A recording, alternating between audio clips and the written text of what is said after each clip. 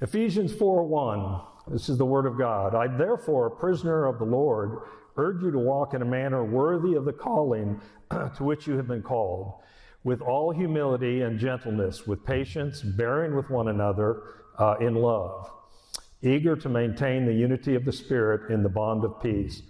There is one body, one Spirit, just as you are called to the one hope that belongs to your call. One Lord, one faith, one baptism, one God and Father of all, who is over all and through all and in all. But grace was given to each one of us, according to the measure of Christ's gifts. Thank you. Be seated.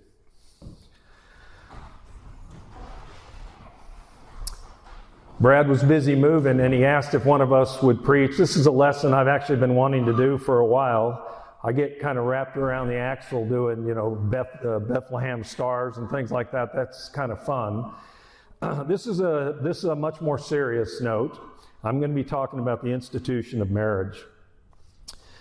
Marriage as an institution right now is in serious decline. According to the U.S. Census data, ages 25 to 54, that's the primary age of married couples. It has seen a significant decline in the last 30 years. In 1990, 66% of the population was married. In just a few years ago, in 2020, only 52% of the population was married. That may not sound like a big drop, but it's only in 30 years, and it's over 10, 15%. So it's a big change. People have a different attitude about marriage now. And marriage today, this group includes both believers and non-believers. I looked up a set of statistics that broke out by different religions, so I was able to see total non-believers versus almost every religion. The divorce rate is still 50% among believers and non-believers. The Hill, which is a newspaper media outlet in Washington, gives these reasons: declining religious adherence, public disenchantment with the institution, the threat of divorce, other alternatives like cohabitating and people having unmarried families. And quite often, too many people enter into a marriage like they would enter into joining a club or getting a new job. It's a trial. If they don't like it, they can just leave. Now, what's interesting to me, it was very kind of scary, is of evangelical Christians, they don't break out Christians much below that level. Evangelical Christians, that would be us. The divorce rate is still half of that number. And so that's a pretty horrible outcome for us in this modern world. But the problem is actually much bigger than that. It's much bigger than that because marriage is a God-created and God-ordained institution. It's not man-made. Generations ago, 90% of marriages occurred in a church by a preacher or pastor. Today, only 22% of the married couples are getting married in a church, partly because they don't connect religion to marriage. But it doesn't matter where you got married, the concept and the institution is based on a public vow made before God. That's what marriage is. In the United States, that's what it is. Do you remember in the old days, we used to say that couple is married in the eyes of God? We would use that term. I don't think I've heard that in years, but it was commonly understood that marriage was in the eyes of God.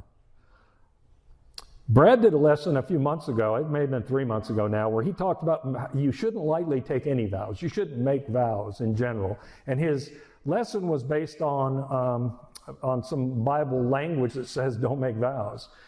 This is a vow that if you're going to get married, you have to make. But the reason why he warned against making vows is because God takes them seriously. God will hold you to your vow.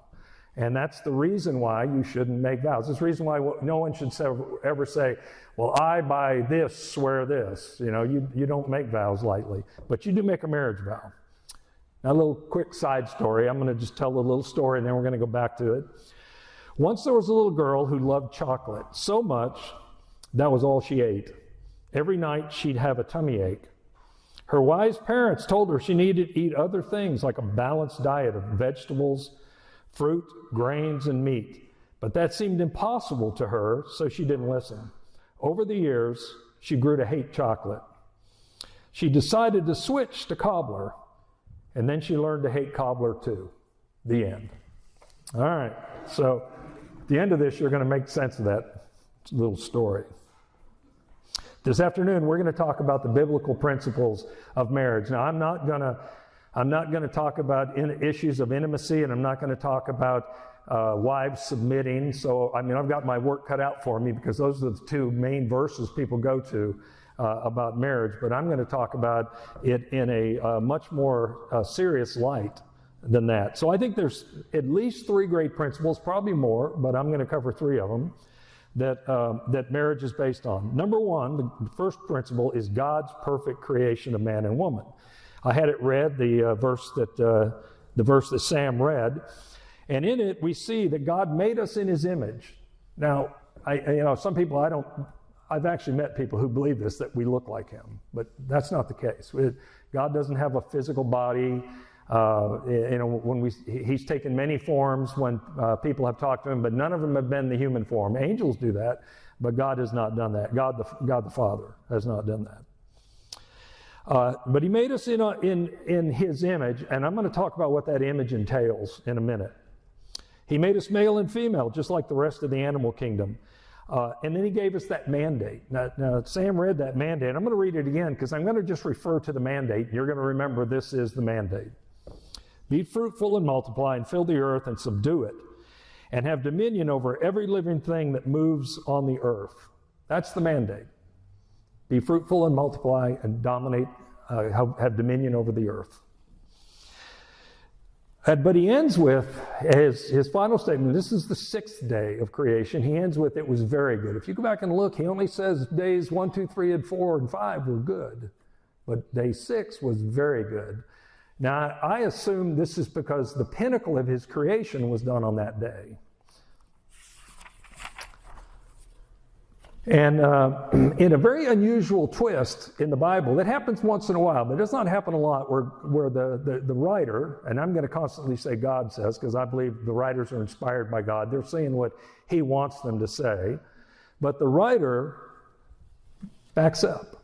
If you read Genesis, chapter 2, he backs up. He's got everything created. It ends, it's a good day. Chapter 2, he's got man and woman hasn't been created yet.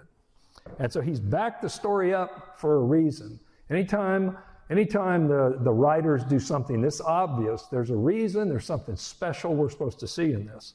So he backs the story up, and he takes us back to where man has been created, but woman has not been created. And he gives Adam some important details, specifically about what fruits he can eat from. And then he gives him his first job. He tells him, you're going to name all the animals I just created. And so Adam does that. And so I'm going to read that, picking up in Genesis 2, 18 through 20. Then the Lord said, it is not good for man that man should be alone. I will make him a helper fit for him. So out of the ground, the Lord God formed every beast of the field, every bird of the heavens, and brought them to the man to see what he would call them. And whatever the man called every living creature, that was its name. And man gave names to all the livestock and to all the birds of the heaven and to every beast of the field. But for Adam, there was not found a helper fit for him. Okay, so I'm going to get into what was specific about that particular verse that caused the writer to back up and tell us that story differently, to tell us the story in a little bit different order. But first I want to correct something. I'm reading from the ESV. I normally like the ESV. I know if you've picked your Bible, you probably have a good reason for it. The reason I like the ESV is it's typically very accurate verbally. The words are translated pretty well. This is a rare exception. In the ESV, it says, I will make a helper fit for him. And that's the translation that is used in the ESV. The King James Version said, I will make a helpmeet from him. Some of you may have learned in King James, and we never knew what that meant either. What's a helpmeet? Two words that in our language don't seem to go next to each other. In the New King James, it said, I will make a helper suitable for him. I don't think any of those were accurate enough. And I think the reason is because the writers are trying to stay within the framework of what people already believe, these translators.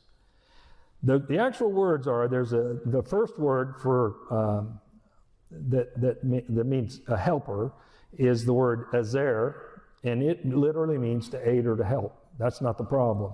The next word is the word negahed, and that means more than fit. It does not, fit is a loose description of what that word means, and here's what it actually means. The word means a counterpart. It means a mate, a counterpart. A better example would be if you had a pair of gloves, the gloves only work if you have a left and a right hand. The pair of gloves, the left and the right, are mates of each other. And they're not the same, they're counterparts to each other. One has the thumb on the left, one has the thumb on the right.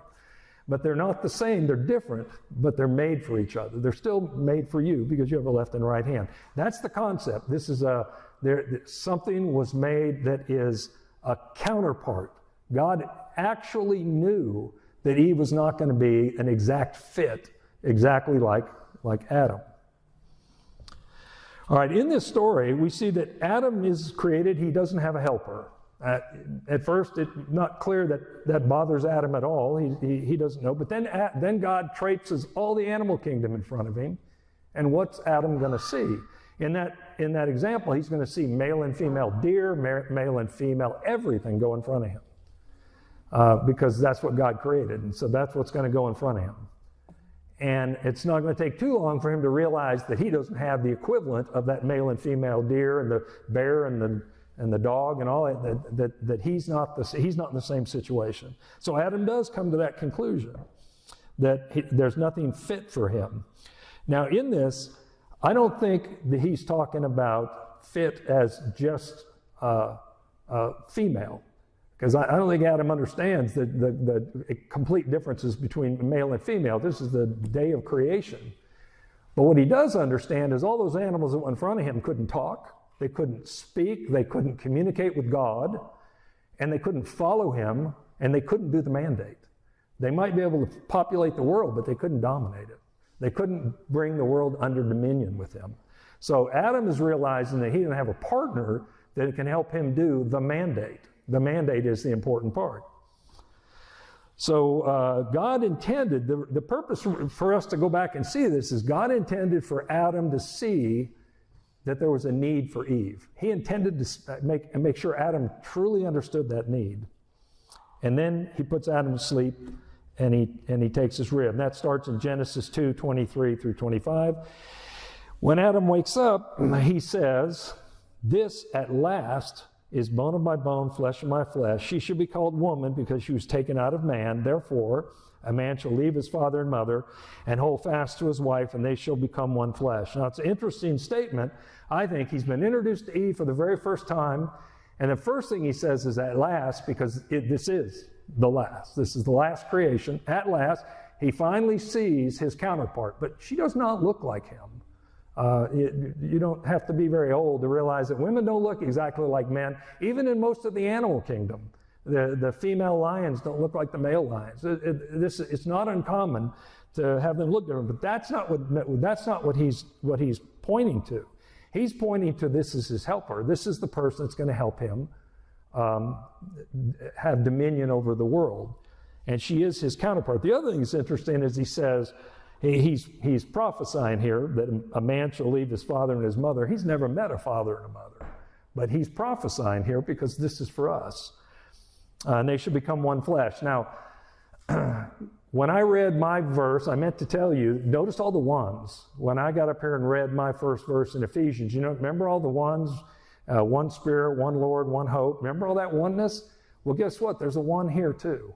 And it says, and they will become one flesh. Now, I think a very simple understanding might mean that they are going to cohabitate together. But I don't think that's what the Bible's going to bring up here. I don't think that's the point. I think the point is they're going to be on a mission together, and they're going to have a common mission, and they can be of one mind. And they're going to have to work together and work at being together to be of that one mind, to make those things happen. That's the one flesh that husbands and wives are supposed to be. Okay, so in this, and my argument is he understands it's a woman, not a man, because he makes that point. He says, he knows this distinction because he said that woman was taken out of me. And he uses, just like the word in our English language, man has, the word womb in front of man is where we get woman from. And it does the exact same thing in Hebrew, the name for man, and then they put a term in front of that for the woman. And it means the same thing. It's out of his womb comes the woman. So we see that Adam gets the point that he has just been given a match made for him, a counterpart made for him to help dominate the kingdom, to help put the world in under his dominion. And verse 24, God immediately marries him. Now I want you to notice there's no courtship. There's no testations of love and eternal love or any of that. You're married to her. You're married to her, and she's married to you. Period. Because the purpose of this marriage was to fulfill the mandate. It was to fill the mandate. Go out and procreate, fill the world, but also have dominion over the world. That means to make the world a civilized place, to make the world useful, to make the world serve God. That was part of the mandate that they were given. So principle number one is God made us a perfect match for each other. Now we may not always believe that because we've been brought up by all kinds of societal mistakes, and we've been influenced by issues that are more satanic than they are godly, like you have to be beautiful, you have to be handsome, you have to be thin, you have to be young, all these things. They didn't get any choice in those at all. My point is that God made us so that we would be a match for each other if we listen to him, right? Remember the story of the little girl with the chocolate? The reason why she had the tummy ache was because she's eating the chocolate. Switching to cobbler's not going to fix it. You got to listen to the good news. So the perfect match, suited for the mandate. That's what they're suited for. And it turns out now, so I'm not going to suggest that marriage shouldn't have love and peace and harmony in it. But those are the fruits of the Spirit that you will get if you follow the next principle. Okay, so my second principle. The Christians are expected to walk a lifelong worthy walk. Now, I use the term worthy walk. The Bible uses the term walk worthy of. It never puts the words exactly the same way I'm putting them, but I'm just going to call it the worthy walk. If you look up worthy or walk, you'll find dozens and dozens of these verses. The one I read mentioned, I urge you to walk in a manner worthy of the calling which you have been called, with all humility, gentleness, patience, bearing one another in love. That almost sounds like it was written as a guide to a marriage counselor. Walk in humility, gentleness, patience, and bearing one another in love. Now that's what we're supposed to do to each other, but it just so happens it works really well in a marriage. So the second principle, walk the worthy walk. Another example of that, Colossians 1:10. So as to walk in a manner worthy of the Lord, fully pleasing to him, bearing fruit in every good work, and increasing in the knowledge of God. So the worthy walk pleases Christ, it pleases the Lord, and it bears fruit. It bears fruit worthy of the walk, and it bears good fruit. And the good fruit is the thing that we need in a marriage. I'm going to suggest to you, I've got written my note here. Marriage is the master class in Christian versus Christian. That's what marriage really is. You have a relationship. I have a relationship. I know the name of everybody in this room, I think. I have a relationship with all of you, but not like I have with my wife. I have a relationship with every one of you, but it's still based on patience and kindness and love and forbearance and all those same things. It just turns out that in a marriage, those have a much greater impact because you're with that person. I told Brad I wasn't going to do this, but I'm going to do it. Brad and I have spent a lot of time together, especially as elders for the last couple of years.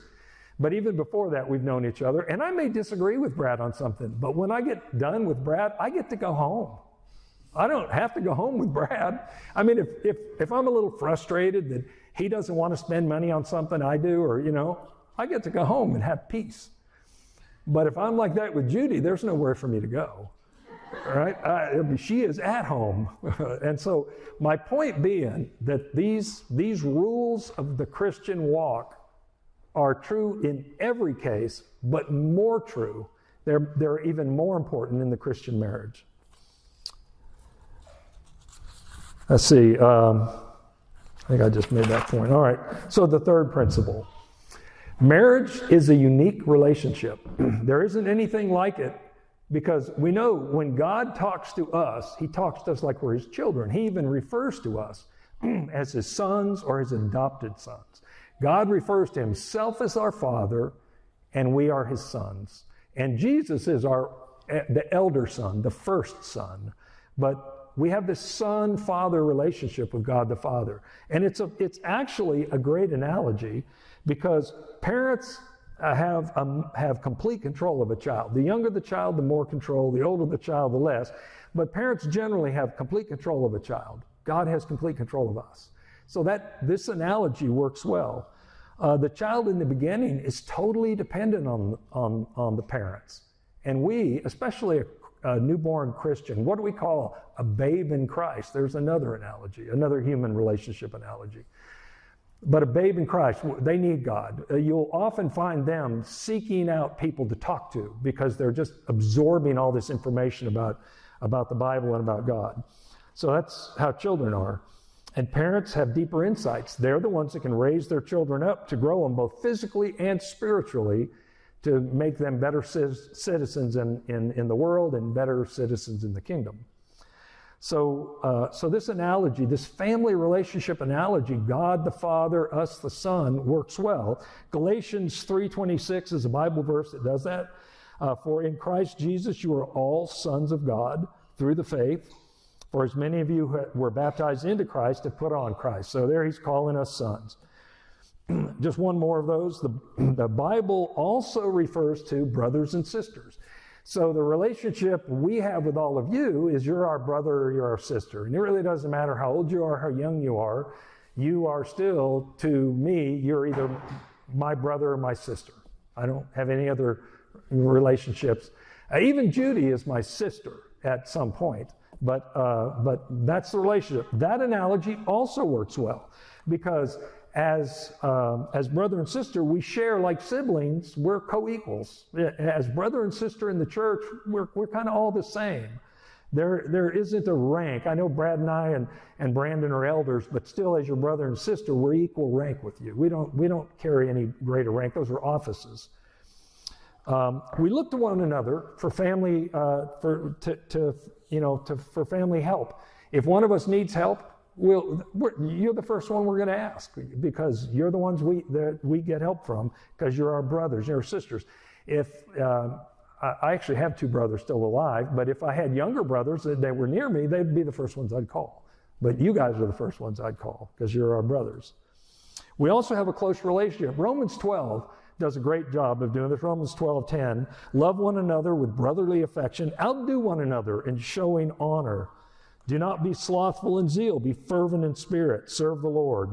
Rejoice in hope, be patient in tribulation, be constant in prayer, contribute to the needs of the saints, and seek to show hospitality. We're being coached on how to get along with each other. And Romans actually goes on much longer, giving some other great advice. If you want to read that chapter, it's a good one. But the concept of brother and sister is also a very accurate description of our relationship back and forth. I have brothers, I had a sister, you guys, I know exactly how to classify you in my head, because that maps to who you are to me. But now when you get to husbands and wives, that doesn't map. I did the math. My parents only lived to my 42nd birthday. So I have known Judy, I've been married to Judy longer than I knew my parents alive. And my children hopefully are younger than my marriage. And so Judy is the oldest relationship I have in this world, other than my actual brothers who are older. But I mean, she's the oldest regular relationship I have. But other than that, there's not a compare in the world. So the relationship of husband and wife is different, but the Bible does create a compare for us, And it's stunning and it's scary what they compare it to. So I think you all know the relationship is compared to Jesus Christ and the church. So Jesus even refers to the church as his bride, right? Jesus refers to the church as his bride, and he is the husband of it. And so this relationship of Christ having this body of people that he considers to be the equivalent of a wife. And what does Jesus do with that wife? He goes to the cross, a young man. He goes to the cross in his 30s and dies for us. And most people hated him. If you look, you'll see none of the apostles stayed with him while he was being crucified. They all scattered. So that's what Christ is to the church, and that's what he's comparing us to. So he's given us that compare. Now here's the issue. It's a divine relationship. It's not a relationship that I created with my brother, that my father created with me, or that I created with my sons. This is a divine relationship. So you better stop and think about that, because that's how God thinks of you in your marriage. It's a divine relationship. It's defined by divine love, the kind of love that will sacrifice itself, completely sacrifice itself, and for someone who hates them. And that's what it is. So you want to pay attention to this. It's significant, and it's a significant expectation. But here in the same section where we learn that Christ considers the bride and the husband to be like him and the church.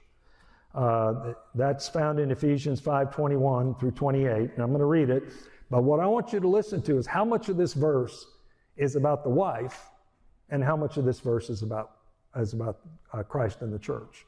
So the first one, verse 21, says, submitting to one another in reverence, out of reverence for Christ. Wives, submit to your own husbands as to the Lord, for the husband is the head of the wife, even as Christ is the head of the church, and his body is himself its Savior. Now as the church submits to Christ, so also wives submit yourselves in everything to your husbands. Half of that verse was about Christ. They can't even tell a wife how to behave without bringing Christ into it, without bringing the Christ sacrifice relationship into the discussion of a wife's responsibility. Husbands, it's more. I calculate just based on the words, it's 50% about Christ and 50% about the wife. The husbands, it's much more about Christ. Husbands, love your wives as Christ loved the church, gave himself for her, that he might sanctify her, having cleansed her by the washing of the water with the word, so that he might present the church to himself in splendor, without spot or wrinkle or any such thing, period, that she might be holy and without blemish.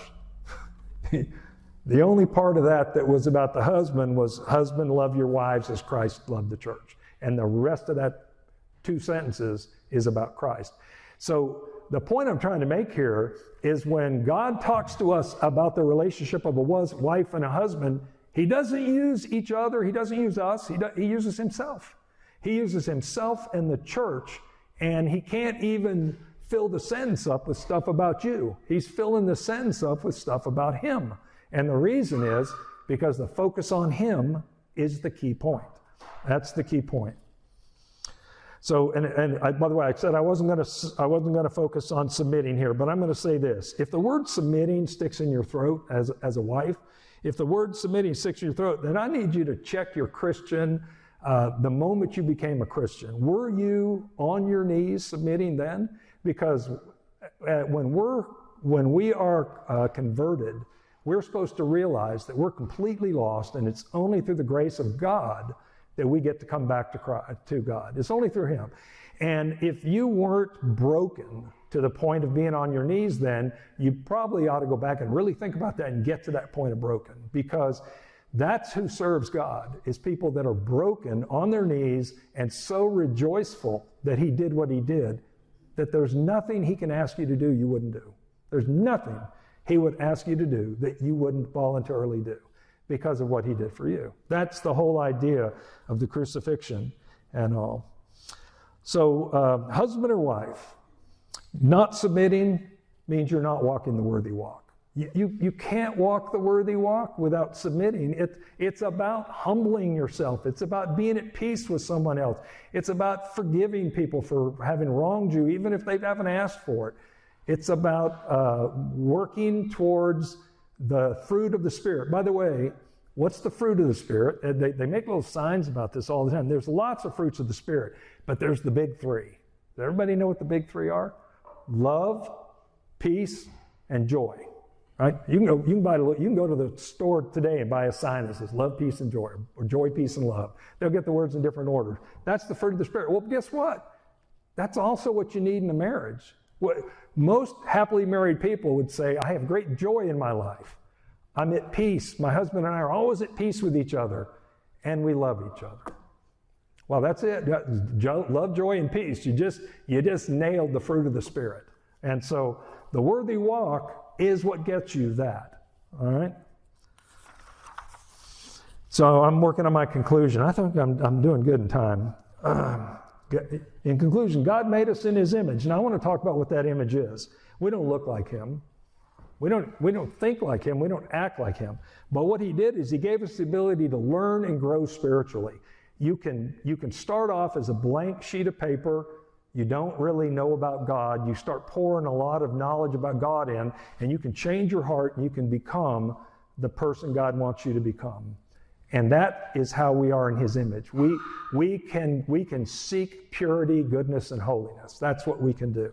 And that's the image we have in Him. Your dog can't do that. Your cat can't do that. But both men and women are created with the image of God in them. And by the way, when we get to heaven, we're going to drop the men and women part, and we're just going to be image bearers in heaven. I don't know what our bodies will be, but Jesus tells us that we will no longer be given in marriage in heaven. So this is only in this world does this exist. So joy, peace, and love, that's what you're going to get as you train your mind to walk the worthy walk. Okay, we're different. I will tell you, nobody knows how different men are from women. I grew up in a family of 5 boys. My mother was tougher than any of the guys in my family. And so for me, the first time I met a woman and saw her cry, I was shocked.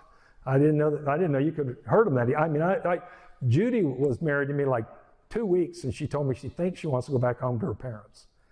And partially because I was probably I was not walking the worthy walk. I wasn't a Christian. Shame on Judy for marrying a non-Christian. But I wasn't a Christian. I wasn't walking the worthy walk. And I'm sure I was not a great person to live with. We are different.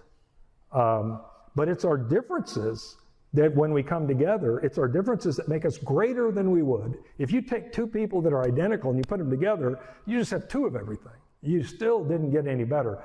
But you take a man and a woman and you bring them together to follow the mandate, you can have something very significant.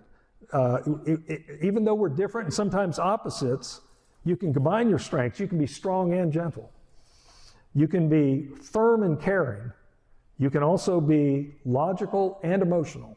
You can bring all those things together because the men make women better and women make men better when we listen to each other, when we allow it to happen. So God intentionally made us counterparts of each other so that when we come together, we would be closer to that necessary person needed to bring forth the mandate. Okay, man is not an imperfect woman, and neither is woman an imperfect man. We're just different. And some of the things we have to do is understand that it's very easy for the world to pick us apart on that and teach you to hate what's not like you. Anybody that's not like you. I'll tell you a cute story. Judy always wants to ask me, why don't I put my clothes in the hamper, right? Because I don't know, but any other men here don't put their clothes in the hamper. I may be the only guy. And I'll tell you the reason. It took me a couple of years to figure it out. Here's the reason. I'm not sure they're dirty yet. I'm not sure I'm done with them. I just wore them for 2 days. That's not dirty. So men are different from women, right? It took me a while to figure that one out. All right. When we walk the walk, as we saw in Ephesians 4, with all humility, gentleness, patience, bearing one another in love, guess what those are doing? That's building up in your marriage those fruit of the spirits. That's what makes the fruit of the Spirit happen. And it's not like you're going to come together and there's this passionate fever and that's going to last forever. I know we have some newlyweds in here and we have some young people. Talk to some of us old people and ask us how often the fire burns, and you'll get a different answer. But you notice that we still love our wives and our wives still love us because we've moved to a better place, a greater understanding of things. And it doesn't mean it's gone forever. It just means it's not the dominant effect in your life. And I promised I wouldn't go there. But anyway. So the second thing of this, marriage is involuntary. So if what I'm telling you sounds totally ridiculous and don't do it. Because I'm going to give you a warning at the end of this. Do not get married if this doesn't sound like something you want to do. So marriage is voluntary, but it becomes a sacred vow when you do it. It becomes a sacred vow, and God's going to hold you to your vow, and your marriage needs to be treated like a divine relationship. This is not like it's not like my relationship with Brad. My relationship with Brad, there are certain parts of divinity in it, but it's not guided by a relationship with Christ and the church. So if I get mad at him, he gets mad at me, it's no big deal. We should not go long without talking to each other. We should bury the hatchet, but it's not a big deal. Both husbands and wives, it's a much bigger deal because you have this divine guidance about what your relationship is supposed to be. And that's the part I want you to walk away with here. You're in a divine relationship. You cannot treat it poorly. And so I have in here, there's no room in this relationship for selfishness. If you get up in the morning and you want to go fishing and she wants to go to the mall, guess where you're going, guys? You're going to the mall. Unless there's some reason that is so significant, because remember what Christ did. Christ didn't say, well, I'll get up on that cross. How many of you are going to go with me? Right? He didn't negotiate with us. He didn't try to talk us into being his Christian followers. He got up on the cross when nobody would be with him. And that's how he's guiding us as husbands. You're supposed to put everybody first. If you're just married, you have God ahead of you, and your wife is now ahead of you. And if you have children, they get ahead of you too. So think about this. You want to be first in your life, don't get married. I have a son who's not married. He's first in everything. He goes on trips to Spain and stuff. You don't do that when you're married. It's a much bigger cost. It's a place to practice the worthy walk. You know what's nice about marriage? If you're not walking worthy and you have a Christian wife or husband, they're going to tell you. Especially if you give them permission. You tell them, on your wedding night, you say, look, if I ever act like I'm not walking the worthy walk, you tell me. That'll be the last time you ever have to say that to your wife. She will remember, and she will tell you. And what could you better ask for? Because fixing that is what you're all about. So walking the worthy walk is the deal. And God doesn't care if you've lost that love and feeling. He really doesn't care. That's a Hollywood movie. That's not Christianity. If you've lost that love and feeling, go get it back. That's on you.